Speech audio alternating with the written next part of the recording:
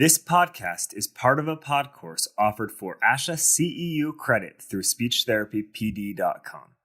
As part of the December to Remember sales event, SpeechTherapyPD.com is offering all pod courses for $9.99 apiece through the end of December. That's more than 35 episodes of First Bite with Michelle Dawson and The Speech Link with Shar Boshart for just $9.99 apiece. To get this discount, simply use the code JOY at checkout. SpeechTherapyPD.com is a certified ASHA CE provider. Hi, it's Erin. I'm your regular co-host of First Bite. First of all, I want to thank y'all so much for tuning in and listening to First Bite. We've been incredibly encouraged and excited by the feedback we've received and are looking forward to the future. In the meantime, if you've been enjoying First Bite, please take a moment, maybe pause your device, to subscribe, leave a review on iTunes, Stitcher, or wherever you're listening. This podcast started out as a small idea to bring convenient, tangible resources to SLPs and other professionals, and we value your feedback more than anything. Leaving those reviews truly helps us out. Enjoy the episode, and thanks for listening.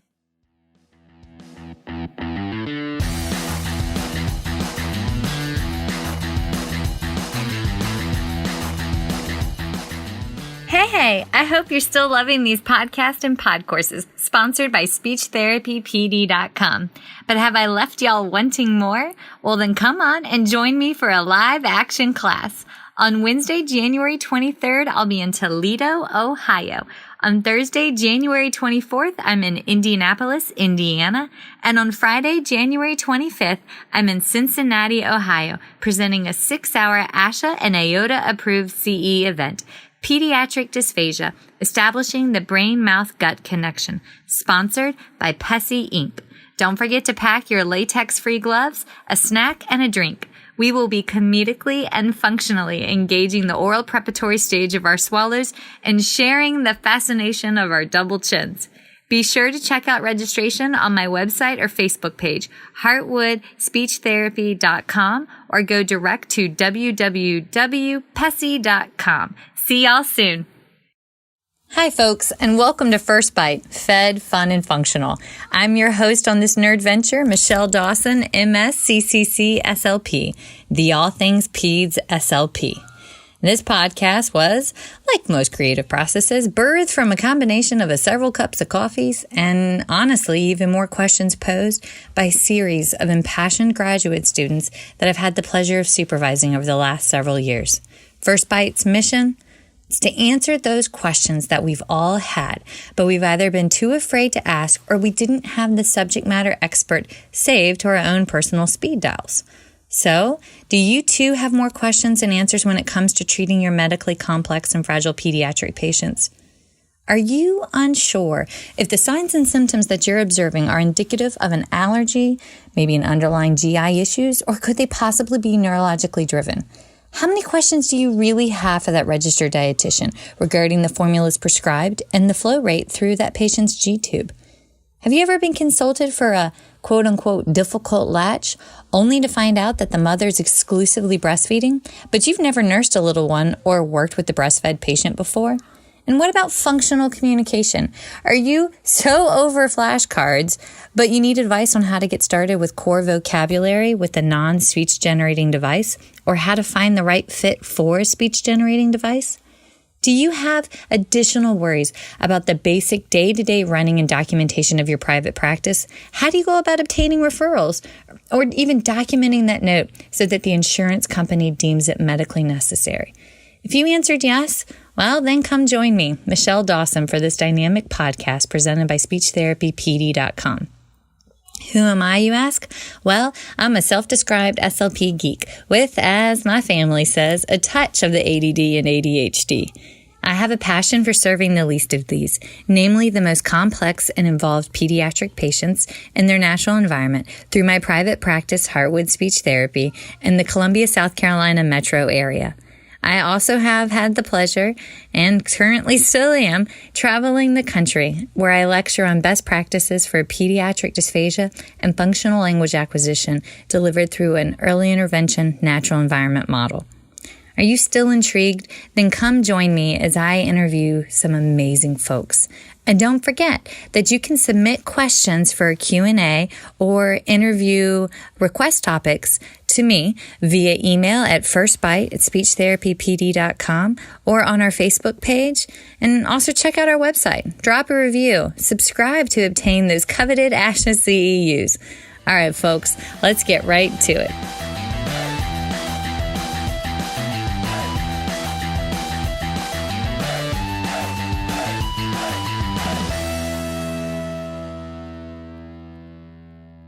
Welcome back to First Bite, fed, fun, and functional resources for the pediatric clinician.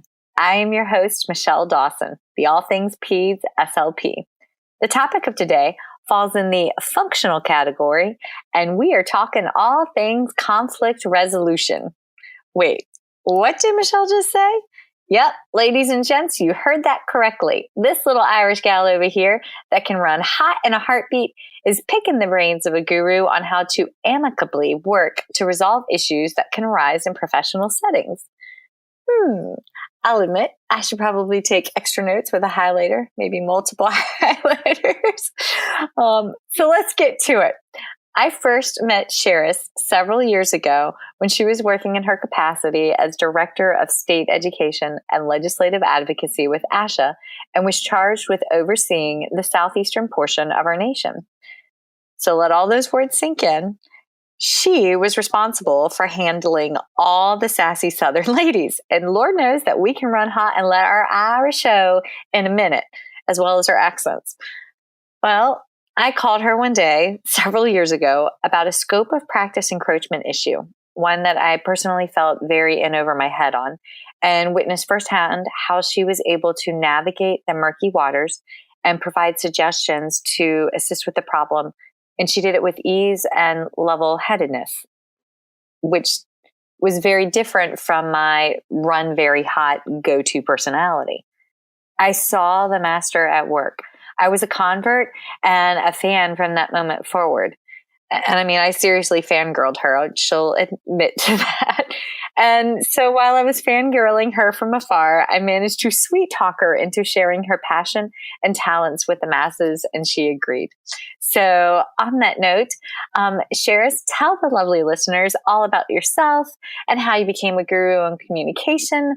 Also, can we just agree that it's pretty ironic that SLPs are supposed to be expert communicators, and yet we often struggle to simply communicate with one another effectively.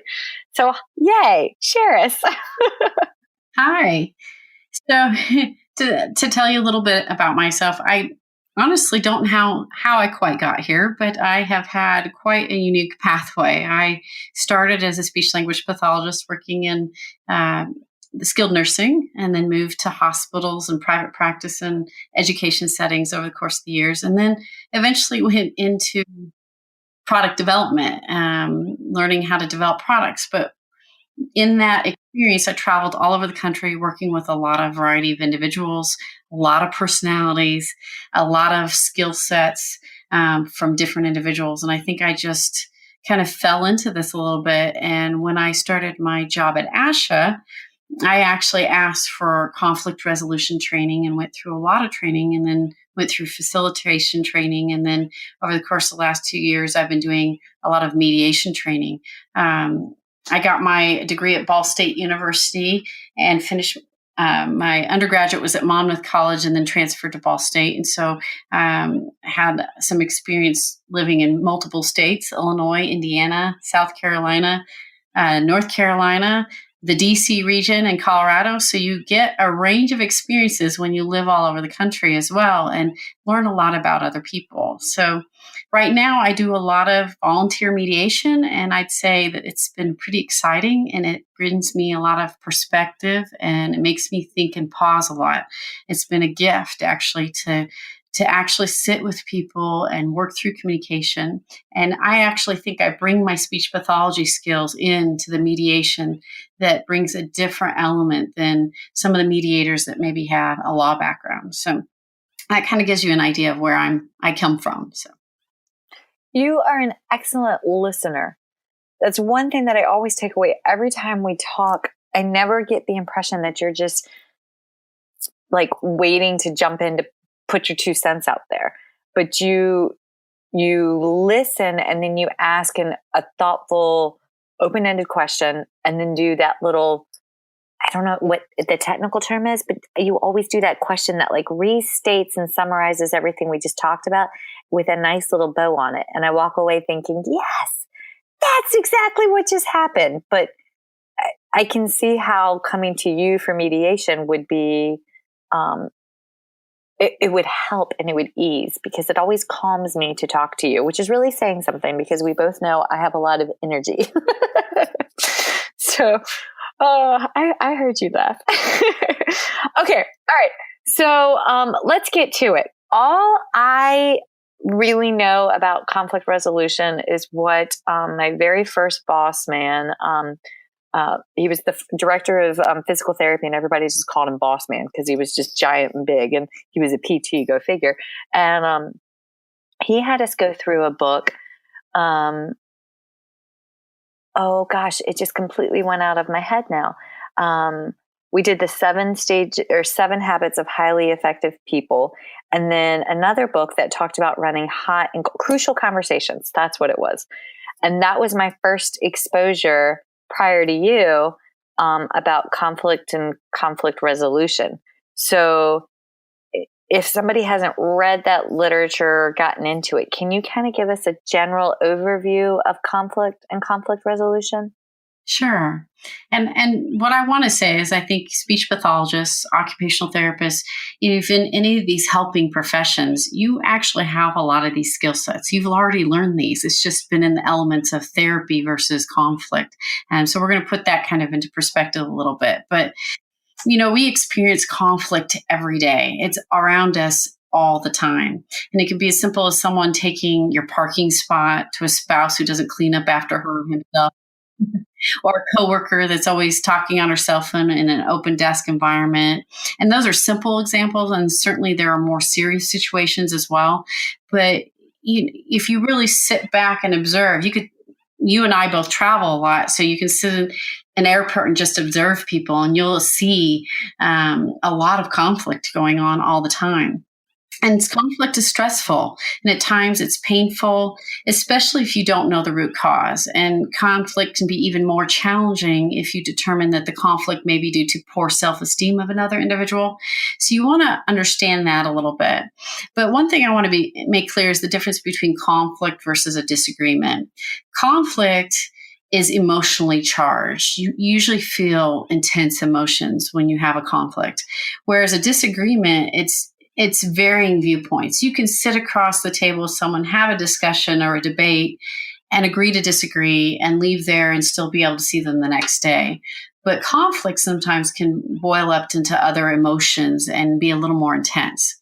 And what I see is that people tend to complain a lot about conflict, but most don't take the time to learn how to handle it or even come up with strategies to manage situations.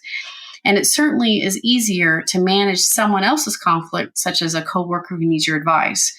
So it's much easier to step back and view another person's problem and provide support and guidance for someone than it is to do it for yourself. And certainly, I can tell you, even from personal experience, it's a lot easier to deal with conflict sometimes with a friend versus a family member or a colleague, depending on your relationships. And so you want to be aware of that. So I'm hoping the goal today is for you not to avoid handling conflict, but understanding your own behavior and reactions to things. And this takes some time and practice, but you are in control of your own behavior. And that's going to be the key with conflict. It's not going to teach you how to manage or change someone else's behavior, but you change your own, and the end result is then it results in them changing their behavior. So part of how an individual deals with conflict, and something I want you to be aware of, is truly learn from our environment and our childhood experiences a little bit. So if you think about how your parents communicated and handled conflict, and then think about yourself for a moment, you may see some similarities there, whether you want to admit it or not. But I do believe... Yeah. Sorry, I'm just thinking of my daddy and I. Yeah. And it's funny because I do believe you can learn and adjust your reactions, because I didn't think my parents were that bad at communicators, but now And it's funny because my father says, I don't know where you learned to communicate, but you didn't get it from your mother or me. So always amazed. But I truly think that the speech pathology piece, all that training actually brought in some of that. And then when I added some of this other training, it really clicked for me. So, conflict can bring up a lot of stress and anxiety, lots of tension, but it can also energize and sometimes empower us to do something different. So there can be a positive too. And I often say, it's a quote that you'll hear people say, that doing the same thing over and over and getting the same results is truly the definition of crazy. So if we keep responding the same way to situations and we get the same results, then something has to change. And we have to figure out how we're going to change how we're responding if we keep getting the same result with the same person. So that's kind of a general idea. In one of your other podcasts, you mentioned the 5 love languages. I love that book. It's a fabulous book. So if you haven't read it, it's not conflict resolution. However, I think it relates because it teaches you about what you need to feel loved and what your partner needs to feel loved. And you can use that same concept because you have to take the time in conflict resolution to understand how you click, what is your personality type, your leadership style, what do you appreciate when or how people communicate with you. And then you have to step back and view that individual and you're trying to communicate with them and work through a disagreement or conflict and see if you can understand their personality and their approach. We don't have to love each other, but we have to find common ground and respect each other. Yes. So much wisdom right there, because I've had early interventionists that I've had to interact with, and given the nature of home health therapy sucks sometimes. Like, I can't sugarcoat it. It's very hard. It's very isolating. We don't really get to see the people face to face. So we have to communicate through text messages, emails, phone calls. But especially when it's in printed form and there's generational differences, I don't understand why millennials put so many exclamation points in text messages and emails. Because where I am technically a millennial, I'm just old enough that if you have an exclamation point, sweetheart, you're yelling at me. So I had to take a step back and then reach out and say, honey, why don't you come and do a therapy session with me? Like, come do a co-treatment with me. And I've done this with 2 early interventionists, and watching how they engage with the child, I was able to, 1, seek to understand, 2, view how they shared their love language, because what we choose as a profession is a direct reflection of what we love. Like, this is a profession of helping and healing. I mean, it's what OTs, PTs, SLPs, even EIs. We were basically called to help heal. And it's so awesome to watch them administer their, early intervention techniques and seeing how they engage with the child. I was like, okay, well, they're gift givers, or, whatever their respective love language was, which helped me understand how to better communicate to them via email and text message. Also give the guidance, maybe cut down the exclamation points. We're old. We don't understand what you're saying, but yes. Okay. All right. So continue. Squirrel. That's one. So one thing I do want to say, and you can read all sorts of books about conflict or leadership or things like that. And you'll find books out there that say, oh, my strategies will work for everybody. And I'm here to say there will be times, and I promise you, there will be times in which nothing will work. And I want you to know that that's okay. I would say that it's very uncommon compared to most of the time you'll have positive end results if you use some of these strategies. When it doesn't work, you just have to walk away. And those are usually the people that are pretty volatile. They already have a lot of personal issues. There's a lot going on. And then you just have to find it in your heart to say, it's not our time right now, and it's okay. But I don't want you to feel like you're going to be perfect at this every time you have an interaction with someone, because sometimes it just doesn't work. So, but for the most part, it's amazing to watch people realize when we're working through some communication problem that it really was it was misunderstanding more than anything, or our own egos getting in the way and interpreting or making up a story that we think is really happening.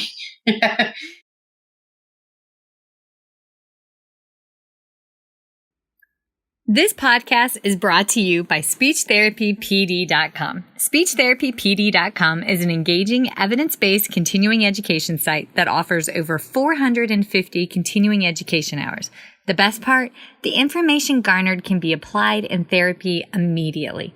It's functional and fabulous, without the hassle of trying to translate technical jargon from a research article. Can I entice you more? Well, then get your suntan lotion ready, because next summer, SpeechTherapyPD.com is hosting a CEU cruise. That's right. July 27th through August 3rd of 2019, the amazing, delightful, and oh so kind Shar Boshart, MA, CCC-SLP, will be the featured speaker for 12 plus continuing education hours on a cruise ship through Greece. That's right. You heard it right. Greece. Want to get the preview, or want to catch a preview of the information she's going to share? Then tune into her pod course, The Speech Link, which is also eligible for continuing education through SpeechTherapyPD.com. Maybe, oh just maybe, I'll see y'all in Greece.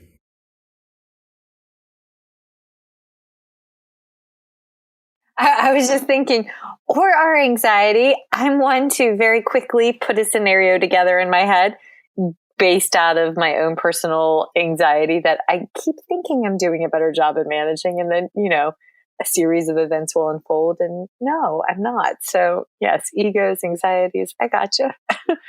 Okay. All right. Well, how do you define the different stages?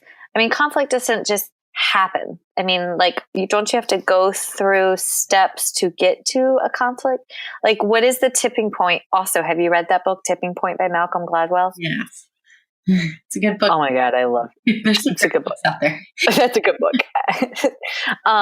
But where is the tipping point between a disagreement and a conflict? What do those stages look like? So typically there's about 5 stages. We first begin at a level of being uncomfortable. Something just doesn't feel right. Your gut or sixth sense starts talking to you. And of course, most of us talk ourselves out of it, right? It's easier to believe, maybe I'm being a little oversensitive, or I'm reading into things. And you do that self-talking. We're like, nah, it's just all in my head. And that's usually stage 1. Then stage 2, you may have an interaction that leaves you feeling a little upset or frustrated or angry. And at that point, you're either stay in that stage, or you might even say, I want to solve this. I don't want to feel this way. And so some people are going to actually act then to try to deal with the situation head on. But some people, and I'm certainly can say I am naturally an introvert, and I certainly don't like conflict, which is ironic because I love working with people in conflict. If it's not my problem and it's not my conflict, I'll jump right in and help people. But so it's kind of funny. But you hit this next stage stage 3, which may lead to a disagreement that perhaps even maybe some of your colleagues and coworkers witness, which can be embarrassing, right? Maybe you have a little heated, you raise your voice, maybe you have a heated conversation in the corner of the office, or, at the hospital with the physician or a nurse. I'm thinking, raise my voice. Yeah, I might have done that once or twice. Whatever are you talking about, Cheris? Continue. I'm listening. Well, and I certainly have had those experiences too. And I think I learned early in my profession. I was probably a little more of a hothead in my 20s than I am today. I progressed significantly now, a little bit older. But, you hit this next stage, then of stage 4, where the anxiety starts to set in. And this is when you start replaying that situation over and over in your head. I'm sure there's many of you, well, I hope there's many of you that experience that. You're driving home from work and you just keep replaying the situation, and you keep trying to make it end a better way, and it doesn't. And you're like, oh crap, this is a real problem. Yes. Yeah. And then some of you lose sleep over it. You may wake up in the middle of the night. Oh, I shouldn't have said that. Oh, if I could have done it a different way. And so stage 4, you start to feel lots of angst. And then stage 5, that's your breaking point. And that's, hopefully you don't get to that stage, because this is when things to really continue to escalate. And there's a complete communication breakdown. Whether you start having conflict all the time with this individual, or maybe you start thinking you need to leave your job, or you're feeling threatened, or even dreading coming to work. And so then that's when you start having maybe even some avoidance behaviors. You're like, okay, I'm going to walk this way instead of that way. I'm not going to talk to this person. I know this person eats lunch in the hospital cafeteria at this time. I'm not going down there. And that is really letting it go too far. It's much harder and sometimes too late to repair the damage when you get to that level. You don't want to get to stage 5. So the best goal is to stay within stage 1 and stage 2, and then hopefully hit it head on and deal with that situation. And it takes you have to be brave sometimes to step up and say, I need to have that conversation with this person. I'm just thinking of a patient's physician that he and I hit the heated elevated level, and it made me want to avoid taking referrals from his practice because of how we spoke to each other on the phone. But I didn't back down. And, working in the South and having lived in the South, sometimes because we're female, we don't know because we're females, which is a very sexist thing that we have to challenge and work to overcome in the 21st century. And the fact that we still have to fight that hard is absolutely infuriating. It already makes me escalate past some of those levels just thinking about it. But after a addressing of the issue that did involve us having a as my grandma would say, a come to Jesus kind of moment, we did power through it. The necessary referrals were made. Kid got treated. I backed down. Well, I didn't back down. We got the kid there, and then I learned to, be a professional again. But I should not have let it gone that far. But that's one that I definitely remember waking up in the middle of the night and replaying umpteen different ways. Yep. And a lot of women out there and gents are nodding their head in agreement. Yes. Okay. All right. So those are our 5 stages, and we want to stay in 1 and 2. I can get behind that. So how do we go about learning to grow personally, to be retrospective, so that we can learn to stay in 1 and 2? Because you and I went to, we've had we had a CSAP together, and which is it's a conference, Council of State Association Presidents. Y'all, just as a squirrel, and this is a worthy squirrel, if you're not involved in your state association, volunteer and get involved in your state association. Twice a year, your state association leaders get together and they interface with ASHA, and they have trainings and open dialogue on what's unique to each geographical location or what's going on. And there's so much information that comes back and gets put into practice at the state level by going to those meetings. And one of the things that has arisen from that is the big push for leadership development. And a huge part of the leadership development is personal assessments. And, Cheris, you've guided us on, in settings like that, about we need to do personal assessments and review ourselves in order to grow. But how does that correlate to stages of conflict? So, and you're right. And as professionals, you all have had to go through training in college where you had that supervisor through that two-way mirror observing you in a therapy session. Oh, God, that was so nerve-wracking. It was brutal. And then they train you to self-assess, right? You have to start doing it for yourself. That two-way mirror is removed. You start your profession and you start going, did I treat that patient the way I should have? Did I use that strategy the correct way? So you already have that skill set. So in that same way, personal assessment helps you be clear on what you're wanting and how you handle a situation. So you certainly can ask yourself a lot of these questions. Is there a better approach? Could I have said this differently? If the result I received was not what I intended, what other approach could I take? And so it's no different than when you're treating a patient or working with a student and that strategy or technique didn't work, you're asking those same questions. Now I'm teaching you how to apply it in conflict and your own personal way for your own personal assessment of how you're communicating with people. So even if you have a bad day, it's an opportunity to learn from that interaction and improve upon it. It's like when, like I said, it's just like having that two-way mirror. So you need to ask yourself some questions like, what are you looking to get out of a situation if you choose to say or interact a certain way? Okay. And for example, if you choose to be rude, do you think you're going to receive rudeness back? Probably. Yeah. Yeah. Sorry, I didn't know if that was rhetorical. I'm like, yeah. Well, now you need to answer that. So if that was your intent and you like that feedback and you like that angry energy, then just go for it. If that's what you wanted, because some people really thrive on that. But most people, if you want a positive outcome, then you have to approach a situation in a different light. And so it's really holding that tongue and stopping for a minute saying, how do I want this situation to end? So what kind of response will I potentially receive if I choose to act a certain way?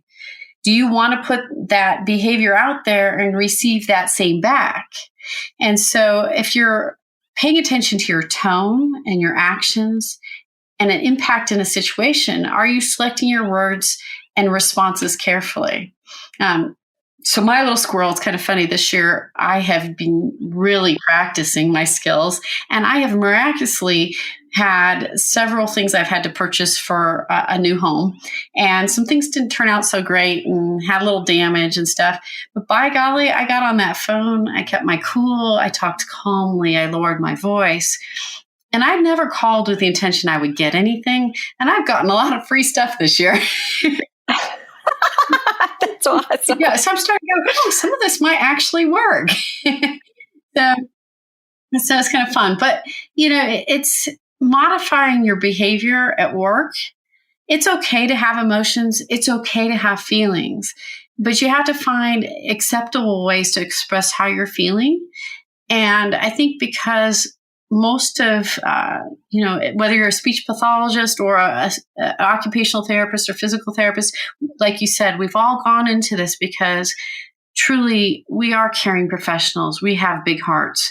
And so if we really are transparent and we slow down and actually almost be open with our emotions, we end up getting probably better results. I had one mom tell me this week that I'm a different therapist because I advocate. And she goes, you don't just take no for an answer. You search for the why. One of my dear professional mentors has always said, search for the why. Michelle, you've got to get back to why is there an issue with the swallow? It's more than the swallow. What are the concomitant etiologies? But having to go about being an advocate for children that you feel that are falling through the cracks, especially when there's language barriers or cultural differences that need to be taken into account, it's very difficult to do that. And my Irish is quick. I have a very hot temper, and I have had to work really, really hard to slow it down and to breathe and to smile. And like I catch myself the second my hands go up in the air, I know it's coming. So I have to, keep my hands together, hold onto a coffee cup, like those little ticks they've opened more doors for the patients that I treat by being calm. We've been able to, not get cool free things for houses, but getting more referrals to see more specialists and stuff like that. Oh, well. All right. So personal assessments, be calm, use kind words, catching the fly with honey or vinegar, give or take which side of the mountains you live on. All right. So what are some of the specific strategies that you would use to manage conflict? If you've done your personal assessment and you know where your weaknesses lie, what do you then start doing to actually work to fixing the issue? So, in many situations, you have to pause and wait on responding. And sometimes you can't. You're in the situation, you've got to deal with it. But in situations that you can actually sleep on it, I highly recommend it. So if you can plan on responding with a deliberate and planned response versus a reactive response, I certainly will not be the first person to respond to a group email, for example. I let others get the ball rolling. I've let my ego go enough that I don't have to have the first idea or the first comment, because sometimes if you let things sit still for a minute, you'll actually have a much better reaction and response to things. So sometimes, yeah. So it may be that if you're having a challenge with that physician, maybe it's his off day and you need to call him and say, let's schedule a time to chat tomorrow. And it just allows everything to de-escalate a little bit. So that's one technique. Another technique, you all know this. You know this technique. We've all been trained on pausing, slowing down your speech, lowering your voice, taking deep breaths to de-escalate a situation. You can practice this on a phone call with someone that's is just really upset. And it's amazing. They may still be angry, but they calm down a little bit when you can lower your voice and slow down the pace. So that's a simple technique you can use, especially on the phone, or if you're sitting with a parent or a client.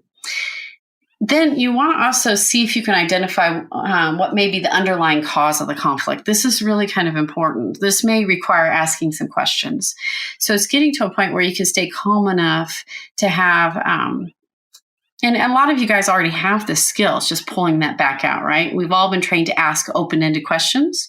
And amazing enough, often when you're having a conflict with someone you work with, you'll often find the conflict is always the result of a misunderstanding or misinterpretation. Someone snaps at you and you don't think they don't appreciate you or like you, or maybe they don't you think, oh, they don't respect my viewpoint. You can see that in situations with doctors, maybe they get a little cocky. Yeah. And so, but they may have had a crappy morning. If we were to say, hey, maybe he had a bad day, or maybe the kids trying to get the kids to school, spilling coffee on their clothes, getting a ticket on the way to work. You never know what just happened in their life the day before or the day of.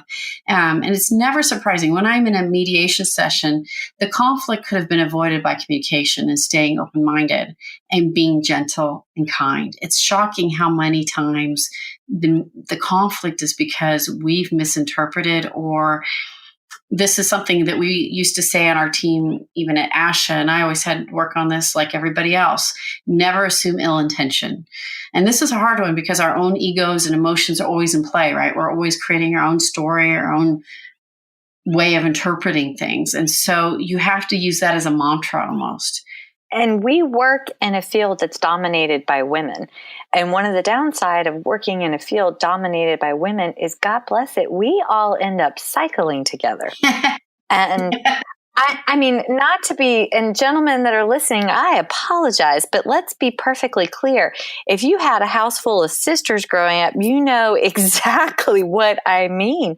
And when that happens, it creates this very tumultuous environment where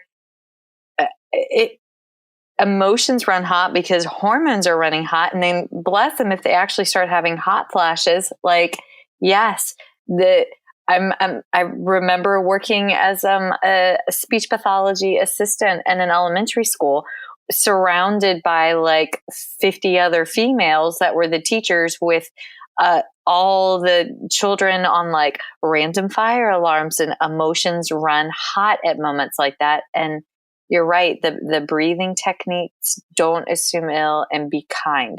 Absolutely. And kindness, that is something so basic that I think we as a society have just lost sometimes. So kindness, that one, that hit home. Absolutely. I'm sorry to interrupt. No, but and being in a female dominated field is key here. It's I certainly came from, even at my university, highly competitive women. And I have seen this across the country. I have seen some beautiful souls, including I've met you, which was wonderful. And I've met some fabulous leaders, women leaders that want to share their knowledge and their skills, and they're taking on mentoring individuals and wanting to empower women, and they're very beautiful, unique souls. But I also see the other side where people get these status complexes. They get their master's and their doctorate, and then they get a little big-headed, and they forget that we're all here to teach each other and learn from each other, and we all have something to give. I always remind staff that, especially we have administrative staff at my office, and we have customer service. They hold us together. If without them, we could not do our jobs, and they are just as important as a CEO and all these people. We need to remember that every person plays a part and a role. And if we sit back, and it's really about respect and respecting each person's role and what they're trying to accomplish, it really gets a lot further. So that's another suggestion. Then rephrasing, we all know how to rephrase. We've been taught this early on. We remember when you're trying to describe a student or patient with more positive vocabulary, you could describe a child as hyperactive, or you could say that child has a vibrant energy. I was very vibrant, Cheris. I was very vibrant. Oh, that's great. That's a great way to describe someone. So you have that skill, and it's truly tapping into that skill in that moment. So you can use that same skill in conflict when choosing your words. You also want to remember those counseling skills. You don't want to say, you did this. Instead, you want to use the I feel statements, and that will de-escalate. I feel that when you speak to me this way, well, you still don't want to say you, but you have to come up with those I feel statements of how you're feeling, and not point fingers. It's funny. In mediation, I'm always having people sit on their hands because they do a lot. It's amazing how much you point in people's faces. I think I'm going to start doing that with my 3-year-old and my 5-year-old, because that has become, well, Boo Bear did. No, Gooser did. So I might, this now applies to being a mother as well. Thank you. And then my key strategy is listening, slowing down and listening. We have this other monologue in our head as to what we want to say, and we keep repeating what we're going to want to say next. And instead of really sitting and listening and hearing someone, it's that active listening. And we have this skill set too. We need to listen to validate, listen to understand, summarize what you've heard. From what I hear you saying, are you saying that? And then you repeat it, because then you know that the person you're trying to work through that conflict with, you're restating, and they hear it back, and they can say, yes, that's exactly what I'm seeing. They feel validated. So you want to be an exceptional listener, and that takes practice too. And if that means writing down your thought before you say it so you can remember it, we use that all the time. In mediation, I have that other person write down in their notes while the other person's sharing their story so they don't interrupt. And then it reminds them what they want to say when it's their turn to talk. Hey, I actually did that while you were speaking just now. So kudos for me for improving my listening skills. But you mentioned something about the respect. And my dad said you can tell the most about a person by how they treat the least of these. So when you go out to eat and you see how they interact with the waiter or the waitress, that's somebody that's literally serving them. And if they're rude and abrupt there, that's a good indicator of much, much larger issues. Just like you said, when we were first started talking about volatile personalities, and sometimes you can do the best conflict resolution and still not resolve the issue because of a baseline personality type. That's very true. And it's amazing how many times I've been out to dinner and I will call a manager over and they always look nervous, right? But I spent a whole year. I pick something every year that I want to do and try out. And so a year or so ago, I was doing this where I'd pull over a manager when I had exceptional customer service, or I have a lot of food allergies. So I'm always so thankful when somebody goes out of their way to explain the menu or make sure I'm doing okay. And I call those managers over and say, well, I just want to let you know how wonderful this employee is. And you should keep them. And they always look at me so shocked because most people, the only time they call a manager over is to tell them how bad their experience was. Yeah. Yes, I like that. Okay. So do you set a goal like that every year to grow personally? That's a very personal question, but is that something that you do every year? Oh, definitely. I do. It's fun. It's, I don't do a New Year's resolution, but I find something that maybe I've identified myself that I need to work on, or I identify something in the world that needs help with. So, like more positive feedback, more positive energy. So each year I try to pick something that I can do that maybe makes me improve upon myself in some way. I do want to share one other strategy, and that is that people don't realize this, is that often when we're dealing with situations, when you're in a meeting, you're always across a table from each other. But one strategy I would say you should try is walk and talk. So if you're having a conflict with someone and you have a few minutes to take a walk together, it's amazing how much better you communicate when you're walking side by side and not across a table from each other. And I just encourage everybody to try it sometime with someone, spouse, friend, relative, whatever, or a colleague. You'll be amazed at how the communication improves. I get a lot of phone calls, people asking me about a case study or something like that. And I always find it easiest to talk to those people when I'm walking on my cell phone. If I'm stationary, I'm twitchy. Like I can't, like if I'm stuck sitting and trying to help them troubleshoot through a case study, I can't do it. But if I'm up pacing, even if it's just back and forth around my living room, I do a much better job. So that's kind of insightful. I'm just wondering what physiologically is happening. Is it that you're visually equal and nobody is the visual leader? Because there's a lot to that. If somebody sits taller than you in a chair, or because I've read about those kind of factors. Interesting. Walking. I will work on that. Yeah, it's definitely, there isn't a leader. And the same thing I've seen, even this year, I had a gentleman come into my office and area and stood over me. So I stood up, and all of a sudden the dynamic changed. When we hold our board meetings, I never like to sit at the head of the table. I always like to sit on a corner, cockeyed. But because we're all, volleying information back and forth, but that's just one thing that I've noted. I don't like to sit at the head. It makes me, I want to hear other people's thoughts. And I feel like when you're sitting at the head of the table, people expect you to speak first, but you got to be that active listener that you were talking about. Okay. All right. We're running short on time. Excuse me. But I do want to get to one more question. Can you give us a couple of scenarios? I know you just mentioned the walking with, but can you give us a couple of other quick scenarios in which you could apply these strategies in situations that are kind of unique to speech pathologists? Sure. So Let's start with if you're working in the public schools, you'll often come into conflict in scheduling with your students. That's real common, whether you're pulling them out of the classroom or doing 5-minute therapy or whatever your method is. There's sometimes can be that challenge that a teacher doesn't want the interruption, or it's not the time they wanted that student out of the classroom.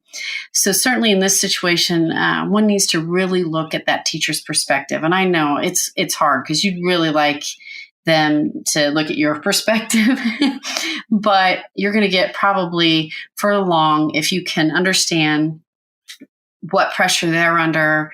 Maybe they're trying to meet state testing requirements. Maybe it's tied into their performance, and that's a driving factor. Maybe they have several students that are highly distracted when even a minimal interruption occurs in the classroom. So it's up to you to ask the questions. Be gentle, be kind, be supportive, and approach it from, let's see what solutions we can come up with. A different time slot, a different approach to therapy, a solution for the entire classroom. I find that when I travel all over and work with professionals all over the country, you're all so innovative and creative. And so the goal is to focus on helping the student first, but it's also building that support and bridge with that teacher. So pull on all those strategies and try to show, I'm part of the team. We're trying to work together to try to come to a common ground. It may be educating that teacher a little bit about how, working on these specific sounds is going to help them with their reading skills. Maybe they don't even know that. When you're on the phone with a parent or family member that's really angry, again, using those techniques of lowering your voice, lowering your pace, and pausing. But one thing I did learn, and it was funny, at ASHA, I often would ask the professionals that would call in when they were really fired up about something is, I'd say, what is your ask? And they'd pause and be, what do you mean? And I said, well, often it made them pause because I think their intent initially was, I just want to vent. But if you ask them, what is it that you truly want out of this situation? Or if you say, I hear you, and what is it you're needing from me to work through this situation? People will pause for a minute, and actually half of them haven't even thought what they wanted. They just wanted to be angry. But if they can come up with what they really want, you can often find a solution. And this, I think, is really important. If you own your own private practice and it's your only income, and you know how brutal social media is these days. It's just brutal. Absolutely. It's horrible. Yeah.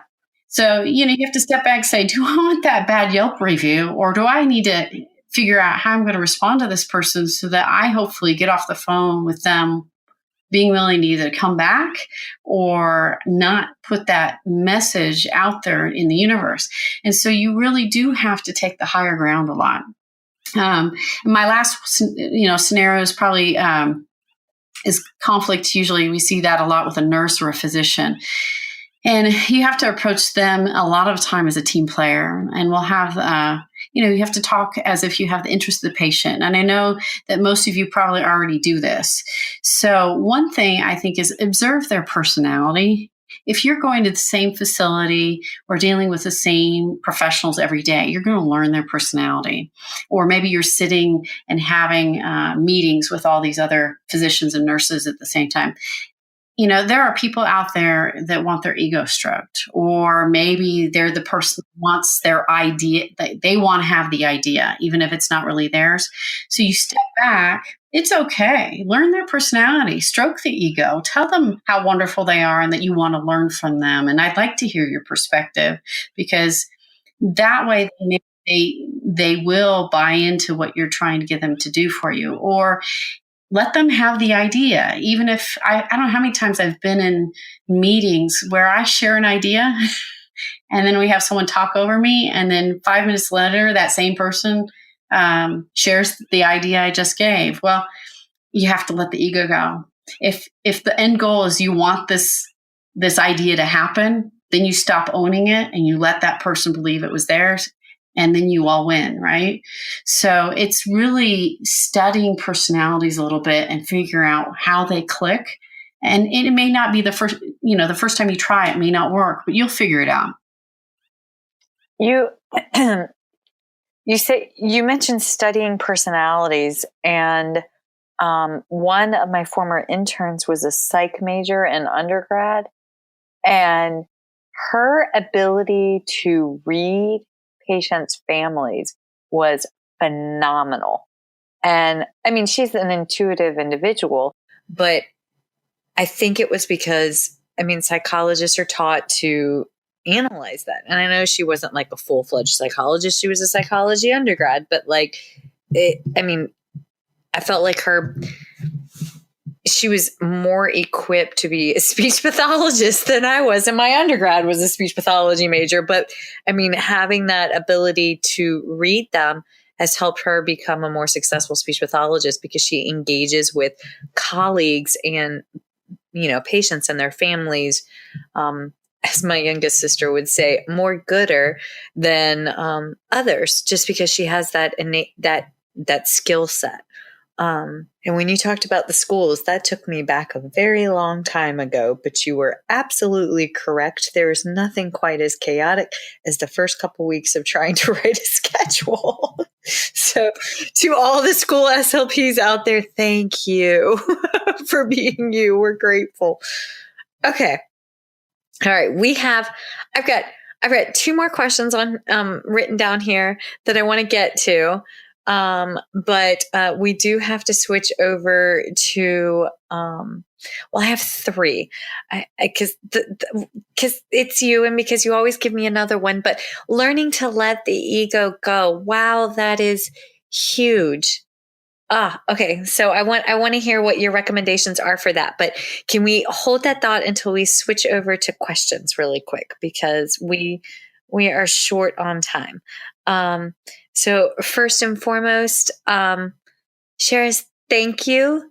Thank you for coming and letting us do this. I am grateful for you. I am grateful for your time.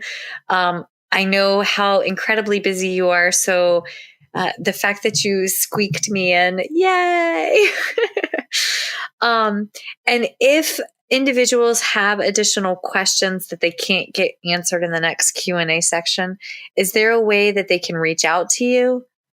Oh, definitely. So they can email me, just my personal address.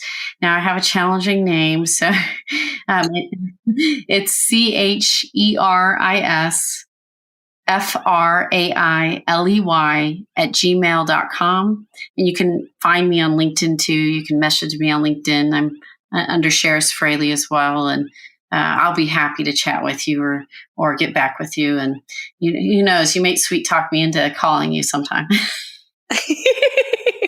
Yes. And trust me, her active listening skills are quite lovely. I have called on numerous occasions to basically word vomit for her to ask, okay, what are you asking? Because when you said that, I almost burst out laughing. I was like, I have heard that before. But yes, but she does. And the advice is always profound and lovely. But okay, thank you, lady. All right, now we're almost out of time. And really, truthfully, we do have to switch over to questions. But I just want to wish everyone out there that's listening a very Merry Christmas, and a friendly reminder that we will not be having an episode on December 25th, because, it's Tuesday, because I will be tearing open some presents, giggling, and enjoying eggnog with the Mr. Dawson and the Goose and the Bear. So Merry Christmas and Happy New Year. That's a wrap, folks. Once again, thank you for listening to First Bite, fed, fun, and functional. I'm your humble but yet sassy host, Michelle Dawson, the All Things Peds SLP. This podcast is part of a course offered for continuing education through speechtherapypd.com. Please check out the website if you'd like to learn more about CEU opportunities for this episode, as well as the ones that are archived. And, as always, remember, feed your mind, feed your soul, be kind, and feed those babies.